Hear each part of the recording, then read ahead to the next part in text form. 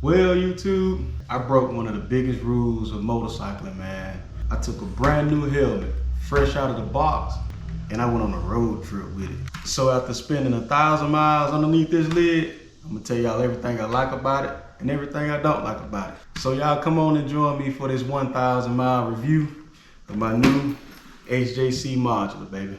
Let's go. We didn't know that trouble was coming to our city. We didn't know trouble was already in our city. What we do here is go back.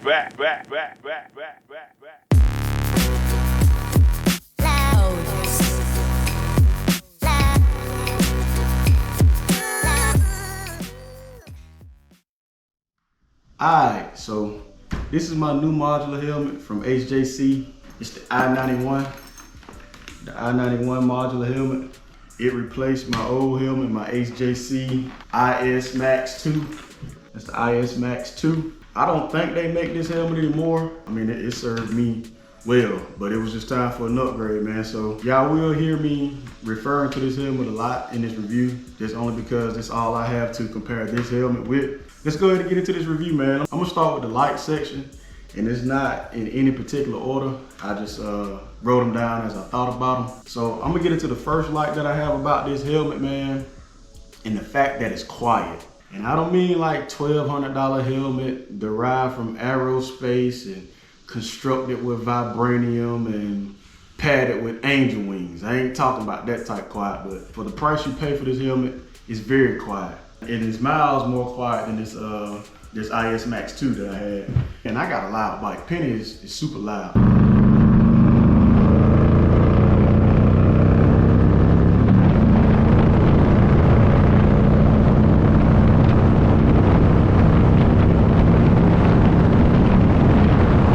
So I would spend a day on the road with this helmet, man. By the time I get home, ears will be ringing. Take me about 15, 20 minutes, man, to get my hearing right, man, so I can hear what people saying. But with this helmet right here, man, none of that. I mean, absolutely none of that. It was very, very quiet. And it's really due to the padding, man. Y'all see how thick this padding is and how it comes around and shapes the neck. It goes below the jawline. And also this chin pad right here, this chin skirt, which it comes in the helmet, but on this helmet, it's a separate option. You have to buy that separate on this helmet.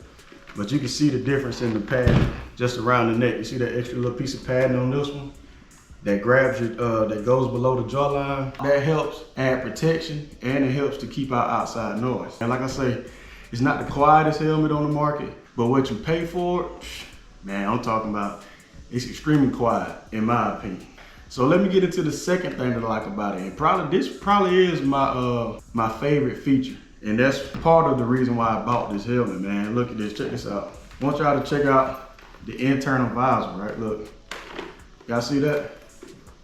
Y'all see how far that comes down? Let me see if I can get you to see here. It covers your entire face. See that? It covers your entire face. See, like, look at this one. Y'all see that? Y'all see how far that comes down? It comes down about halfway, down to just to cover the eyes. See? So when you close your chin bar, you see how all this is exposed at the bottom? The bottom of your face, from your nose, your mouth, everything is still exposed, right? Let's put them side by side and show you. Y'all see that? See the difference? Yeah. That was one of the driving forces for me buying this helmet, because when you got a helmet like this and it only covers your eyes, well, the bottom of your vision, it'll be very, very bright, and everything up here will be dark. And it's kind of irritating for me anyway. I don't like it. So with this, it eliminates all of that. I mean, your entire face is covered. So like everything is uniform in your vision. With it covering your entire face, it serves as another visor. If you're one of those people like me that likes to ride dark in the day and clear at night, you no longer have to carry two visors, right? So back before, you have to have a dark visor on during the daytime, and then when night falls, you have to switch it out to the clear visor. But you don't have to do that anymore because you already got two visors built in one. So daytime, you be like that.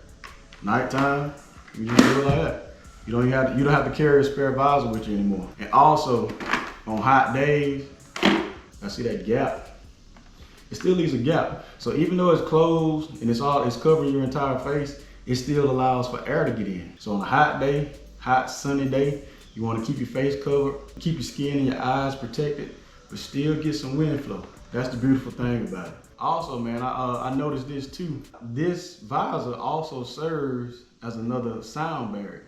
So what I mean by it's kind of like a double pane window. Once you're inside the helmet, you got that visor closed, and then you have this extra visor on the inside that's closed as well. It kind of acts like a double pane window. I noticed it sometimes when I would just flip the visor up on the inside. It'll let just a tad bit more noise in. And then when I closed it, it's like sealing the helmet off even more. So it makes it even more quiet in because the visor comes all the way down. So this internal visor, man, as cool as it is, it serves a lot of purposes, man. You know what I'm saying? It's great that the visor goes all the way down. It covers your entire face. So, and another point I want to make on the visor, man, it's so simple to operate. You see this mechanism right here? You just slide it back and forth. Y'all see how easy it is? And also, y'all see this cap right here? If you just pop it off, push that tab down, slide it down, you actually can adjust how far up and down you want this internal sun visor to go. And use these detents right here, you can actually adjust how far down you want the sun visor to go. And I think that's pretty neat, man, because everybody's face is not shaped the same. So you may not want it to go all the way down. It may hit your nose. The point I was trying to make about the actuation of the internal sun visor is this is a little bit different. It's on top of the helmet. See, to actuate it, just grab this little tab right here and slide it forward. And you used to just press that button and it'll retract, but like I said, it's broken. But yeah, still pretty easy to actuate, but the fact that it's broken, it sucks. I have to press the button and try to slide it back while I'm riding. So another selling point for me on this helmet was the fact that this pin lock is included. Is this actual part on the helmet in the visor right here? Y'all can see that line going up here and all the way around here. What pin lock is basically plastic type film that goes on the inside of your visor. And it serves as a pane in the window that seals against the visor, and it does not allow fog, moisture, or anything to get between the pin lock and the visor. So your visor would never ever fog up. This entire area right here will always stay clear. And pin lock is included with this helmet. It's not separate like on this helmet. Even though this visor is pin lock capable and I have a pin lock in it, I had to buy it separately. So a lot of helmets don't come with pin lock. You have to buy it separately. Even though the visors themselves are pin lock capable, you have to buy it separately. And also, while we're talking about the sun visor, man, and this may be very small, but it's something that I appreciated while I was on the ride. You see the tabs on the visor? If I hold it down like that, you see the fact that it has 2 tabs. So I have the choice of either opening it with my left hand or my right hand. And y'all see this one only has a tab on the left hand. Why is that important? Of course, when you're on the highway, your left hand is free. So there's no problem with opening and closing with the left hand on the highway. But let's just say you're in city streets, going from red light to red light, or you're in traffic. If you're moving, your left hand is operating the clutch. When you're going to start, when you're going to stop, you can be grabbing the clutch and opening your visor with your right hand. I can just use my right hand. My free hand is my right hand now, and I can do that. I don't have to reach over and do it like that. I don't have to reach over. Like I say, small thing, but it's just something that I noticed while I was on my trip. And I figured I'd just share that little tidbit with y'all, all right? My next thing, and probably the second biggest, best thing that I think I liked about this helmet was the fact that the inside stayed dry. I mean, we went through some serious rain. I mean some serious rain for long periods of time. And not a drop of water got on the inside of this helmet. Not a drop. And I think that's all due to this gutter system that's at the top of this. Y'all see that? Y'all see that lining right there? And you see how it lips and goes all the way around? That gutter system actually helps to channel rain from the top of your visor off to the side, in which this helmet does have a gutter, but it's not as pronounced is that one. Y'all see the difference? See how thick and pronounced, how the lip just channels out like a duckbill, and that one just kind of sits up straight. Yeah. Now, don't get me wrong. This helmet does a great job of keeping water out. It really does. But if you're in like a serious downpour for a good amount of time, it'll get to a point where you'll look up and you'll see that water bead just dangling. And once that first drop come down and hit you on your nose, it's over from there. It's just gonna get worse and worse and worse. This I-91, not an ounce of water, man. Not an ounce of water got into this helmet. Let me get into the next thing that I really like about this helmet, man. And that's the fact that it's comfortable. It's so soft and it's so plush, but it's firm and it holds you. The interior is just nice. And the fact that it's quiet, that makes it even better. And also, I just want to add, man, you know, with all these newer features and it being so stout and more sturdy, this helmet is actually heavier than this helmet right here. But at the same time, I never got neck fatigue. It didn't hurt my head at all. You know, I didn't feel it in my neck at all. And that's another reason why I was saying at the beginning of the video, for those that may not know, motorcycling rule, man, you never take a brand new helmet fresh out of the box and just go on a road trip with it, because you don't know how you like it. You don't want to be 200-300 miles from home and hating the helmet that you have on. So it's always a good idea to take that new helmet and just ride around town with it for a while, man, get a feel for it, break it in, and see how you like it. When I was reading the reviews, most of the reviews said that it fit kind of tighter. So I went up a size on it.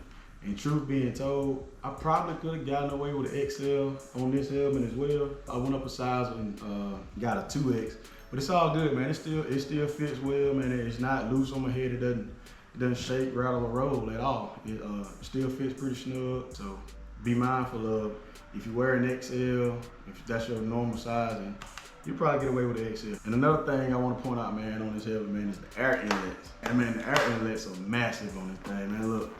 Y'all see that? Y'all see how massive this air inlet is? And it works. They work. You see even one on the chin bar. They work. As soon as you pop it open, you can feel the air just rushing to the top of your head, man, and it feels good, I swear it does. The air inlets on this helmet, big plus, big plus. So let me get into the last thing that I really like about this helmet, and it's the price. The price, man. I got this helmet from RevZilla, man, for $254.99. And for the features that this helmet has, and the way it operates and the way it feels, that's a bargain. I don't think there's a helmet on the market that can beat that. But if it is, y'all show me. Y'all leave me a comment and let me know what helmets y'all rocking, you know, for that price point with those features. I've been rocking with HJC. That was my first Modular. And when the fact that I learned that Harley uses HJC, Harley, Indian, Honda, Kawasaki, they use HJC for their manufactured helmets. So when you walk into the dealership, you see those fancy painted helmets, those Modulars sitting up on the stand. Yeah, it's HJC. And once I learned that Harley Davidson uses HJCs as their helmets, I just decided, man, to just go ahead and go directly to the source, you know what I'm saying? So it just got me basic color, black, you know, and rocked it like that, man. So yeah, I told y'all everything I like about this helmet, but of course, especially at this price range, it's gonna be something that you're not gonna like. Give y'all a spoiler though. There's not many things that I don't like about this helmet, but let's get into the things that I don't like, man. All right, let's go. The first thing that I do not like about this helmet is there is no retention. There's absolutely no retention on this visor. You can hear them clicking. Let me get a little closer. You can hear the retentions clicking, but they do you no good. Listen.